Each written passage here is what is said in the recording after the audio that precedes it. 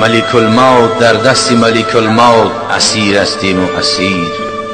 و فی القبر غریب غریب، در قبر تنها هستیم و تنها.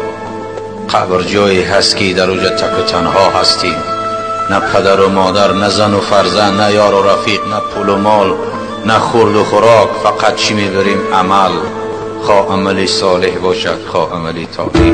و فی القبر غریب غریب و فی عرصات القیامت فریق فریق، در عرصات قیامت جدا هستیم و جدا. هر کسی که در دنیا کدام قومی را دوست داشت همراهی همو محشور میشه.